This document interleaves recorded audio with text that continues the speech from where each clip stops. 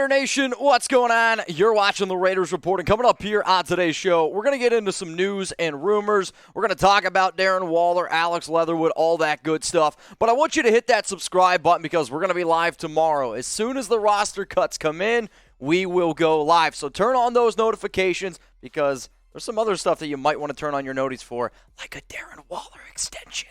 So what's coming up here today? Let's look at some cut news because some NFL players have been released, and my inbox has been getting blown up about should the Raiders go out and sign certain players. We'll talk about Tyree Gillespie. We got a little bit of a Waller contract update, and then Alex Leatherwood update from Ian Rapoport. But let's talk about Waller here for a second. So in an article released this morning by Vic Tafer, he said that the Raiders believe that he's a top 3 or 4 tight end, but that doesn't mean that they're in any rush to pay him whatsoever. You have to remember, last week, Waller fired his agent Clutch Sports. Yes, he has 2 years left on his deal, but from the moment that Waller extension conversations have been coming up, the number that I have always thrown out there that I believe that he ends up getting is going to be around $16 million per year. Because when you look at Waller's contract right now, on average, he is the 17th highest paid tight end in the National Football League per year.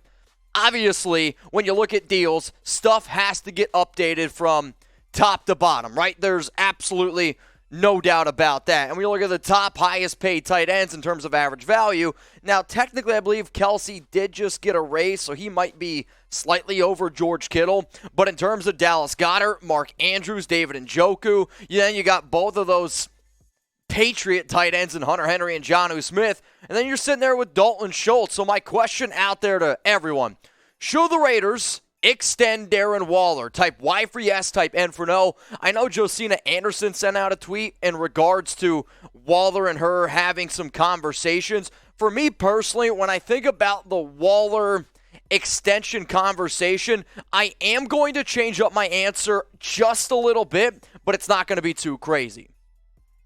My answer here is this. Personally, I think you have two options. Either you extend him and give him a raise, or you just flat out give him a raise, because my initial projection for Waller was going to be a 3-year extension, $48 million in total, at $16 million per year. Now when I look at some of the extensions that they've done, even with guys like Carr, Hunter Renfrow, I don't necessarily believe that that's going to be the case. So let's just say you give him a 1-year extension, a 2-year extension, you take that money, so if it's 2 years, it's $32 million. If it's a 1-year extension, it's $16 million. You tack that on to what he already has. It is still a phenomenal deal for the Silver and Black, considering the fact that Darren Waller is 29 years old. So I will remain on this mountain, which if I got to pull out receipts, I will go get receipts because, man, people are coming after me on Twitter left and right. But this is the thing, y'all. If you've watched the Raiders Report, if you've watched the show, you know that I've been saying $16 million a year probably all the way since back in March, back in February. Why? We do our homework around here, and personally, I think it's what makes us built here a little bit different. Now, not only are we available on YouTube, we're also available on Rumble as well. And the reason why I would tell people to hit us up on Rumble is because a lot of times I actually put out videos on Rumble before I do YouTube. And if you want to listen to us like a podcast, it's probably one of the easiest and best places to make sure you do that. The link's down there below, rumble.com/Raiders Report. Let's go to some NFL news that also impacts the Las Vegas Raiders.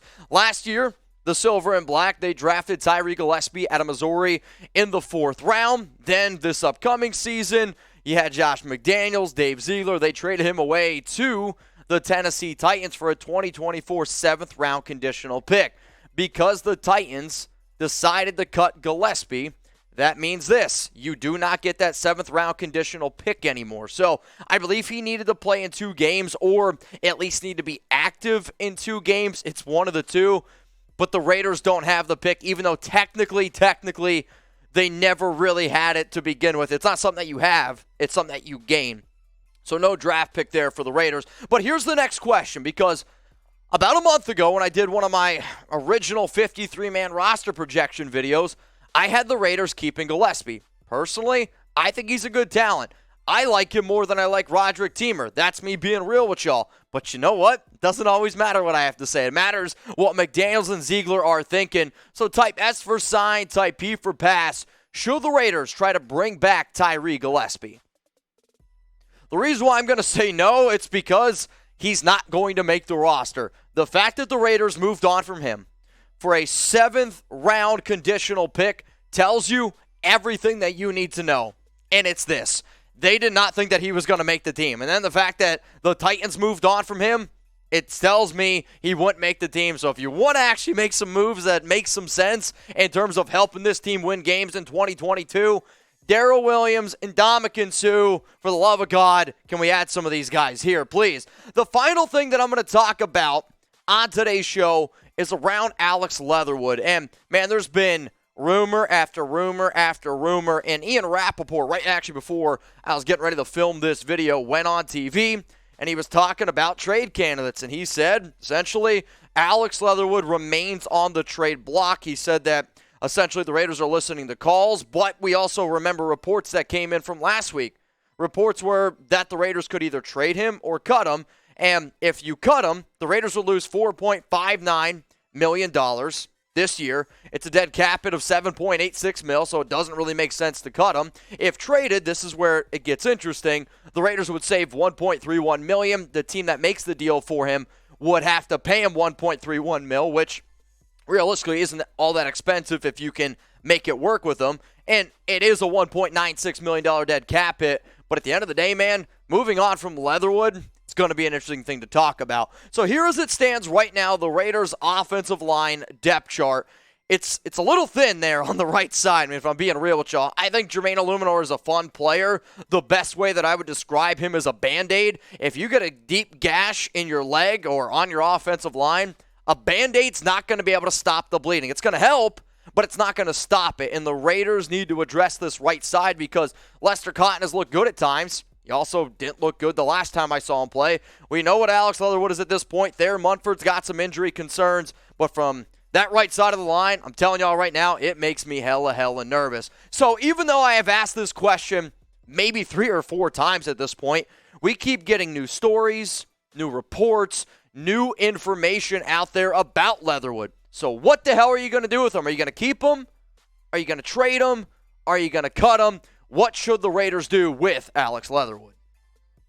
My opinion is I don't think anybody's going to trade for him, or you're not going to get the trade capital that you want back. I remain very, we'll say, top of the hill here. I don't know what the word is. I remain very positive that if you can't get a 4th-round pick for Leatherwood, you do not make the deal. I do not think he's an offensive tackle. I wish the Raiders would play him at guard. It is a little bit frustrating to see the fact that they haven't done that yet with both of these regimes. And I'll keep saying this.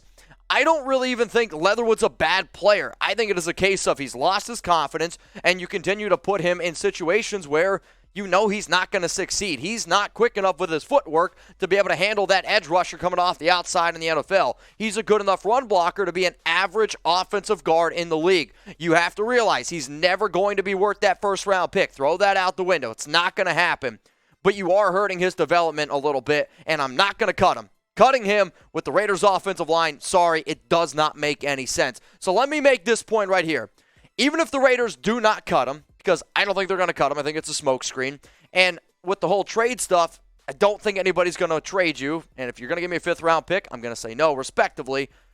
But the amount of confidence that this coaching staff and organization has in Leatherwood, if this offensive line stays healthy, I actually don't even think he plays a single snap this season.